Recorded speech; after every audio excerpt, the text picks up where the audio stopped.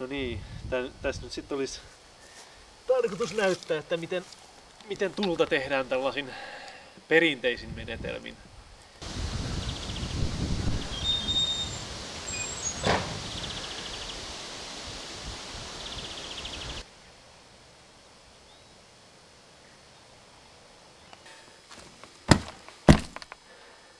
No niin, ryhdytään hommiin!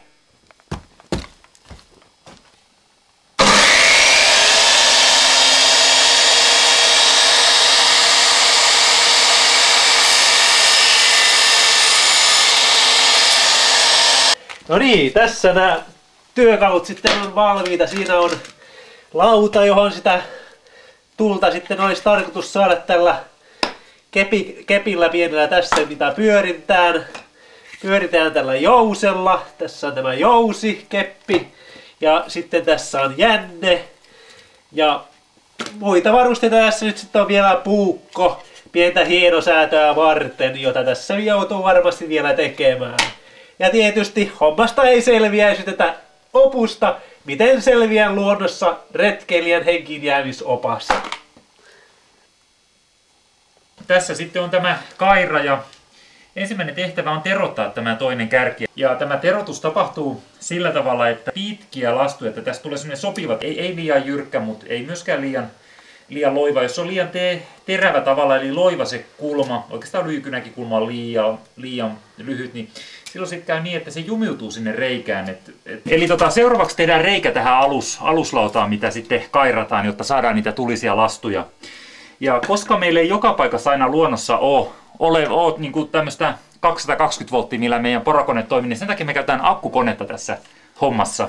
Että tämä niin kuin toimii luonnossa kaikkialla ainakin jonkin aikaa, ja tällä saadaan se reikä sitten porattua. Tälleen näin se sujuu.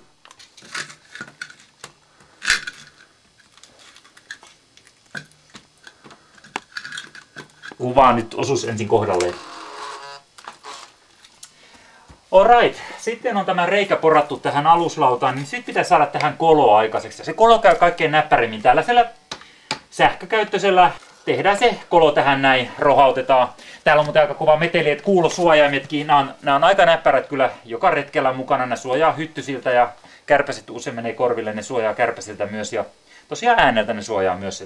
Tää on vähän kova ääninen tää sirkkeli. Tuohon sahataan sitten se kolo.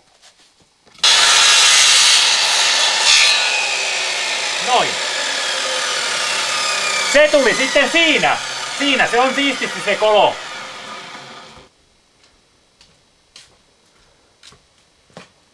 No niin, homma on sitten aika pitkällä nyt. On tehty se kaira. Hetkinen, mihinkäs se katosi?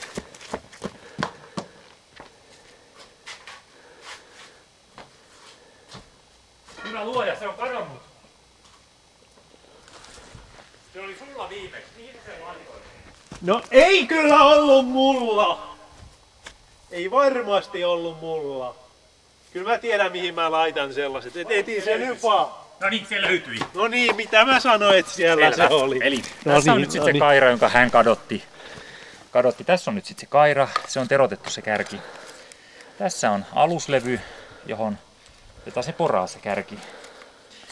Ja tässä on jousi. Se on katkaistu molemmat päät ja kolottu, että saadaan naru näppärämmin sinne sitten. Ja tässä on se itse jänne. Ja tässä on puukko, jolla homma hoidetaan. Voidaan tämmöistä hienosäätöä tehdä. Ja tässä on kirja, jonka mukaan me tämä tehdään.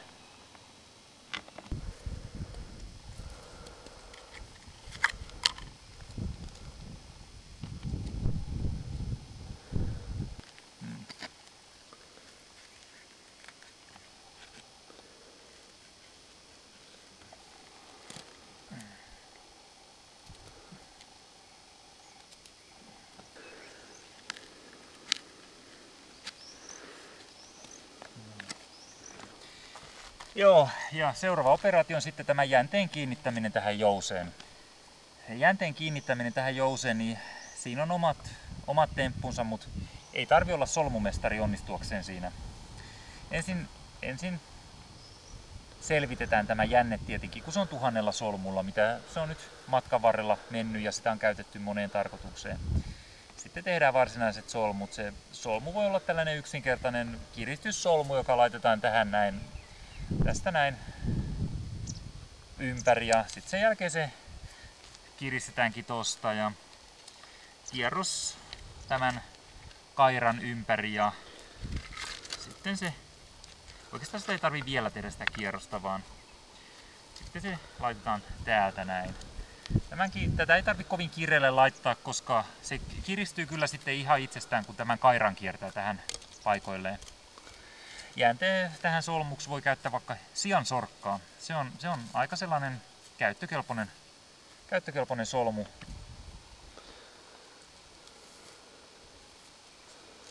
Näin. Ja sit ei kun tulta tekemään. Näin se liikkuu.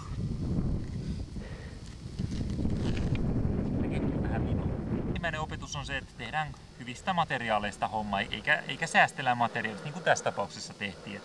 Tehtiin huonosta kepistä ja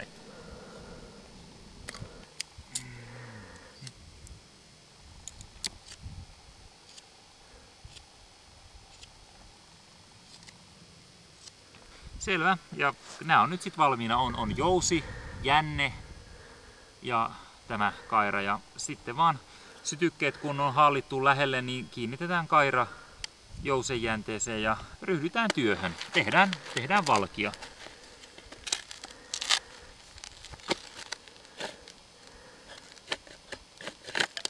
Oho. Tämmöinen voisi käydä aloittelijoilla, mutta kokeneet eräoppaat niin toimii aika hyvin. Kaira pitäisi olla täysin suora, että muuten hommassa ei ole edellytyksiä. Tässä on nyt tällaista pientä vinoutta tässä kairassa, niin tää on käyttökelvoton. Täytyy tehdä uusi.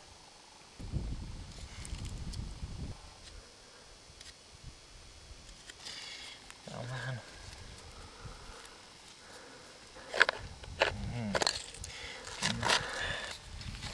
kovin lupaavalta.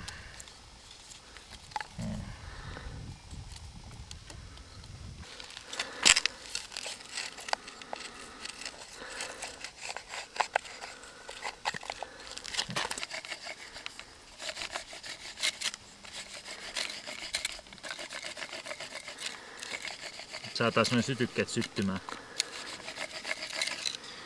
Onko kenelläkään polttolasia, että saadaan nämä sytykkeet syttymään? Ei tästä mitään tule.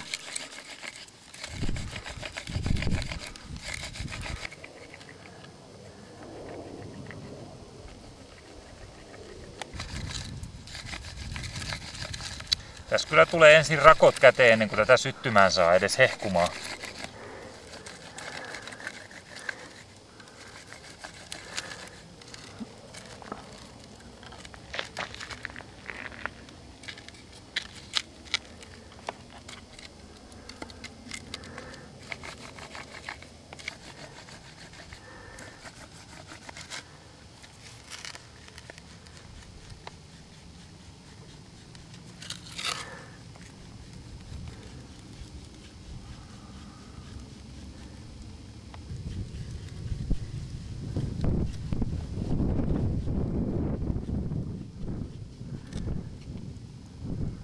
On se lämmennyt tai siis ennen kulunut, mutta ei sieltä vielä savua tule. Jos se nyt tossa varovasti laitettuna pysyisi. Ja sitten laitetaan tää samperin. Toi ei saisi lähteä tuolta päästä irti. Ja sitten laitetaan tämä tappi tähän jänteeseen kiinni. Noin, nyt se on siinä hyvin se kiinni. Tässä meillä on nyt sitten tämä lauta ja kivi ja voidaan sitten alkaa tekemään tätä itse hommaa tässä tällä tavalla.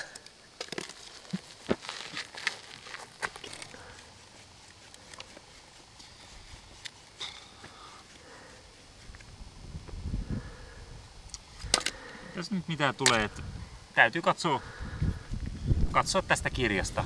Tämä kirja kyllä antaa ratkaisun asiaan.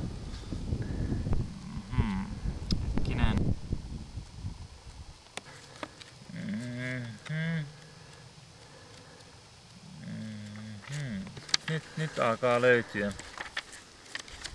Ja tässä. Joo, tässä. Nuotion voi sytyttää myös jousella. Jousen lisäksi tarvitaan kuiva puukanki, jonka ympäri kierretään jousen jänne.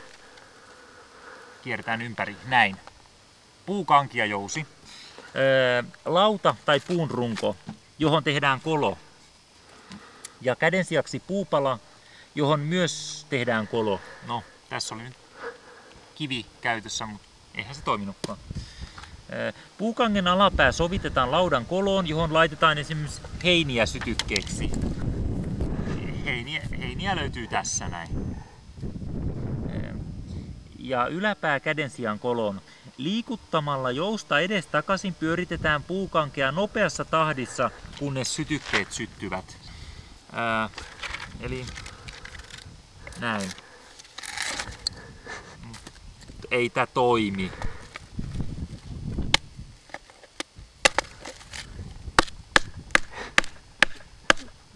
Noin, nyt se istuu siinä. Ei tarvita käden sijaa enää.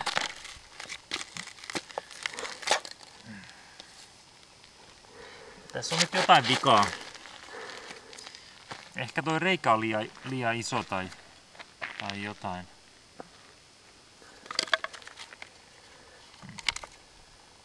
Sitten mitään tuu.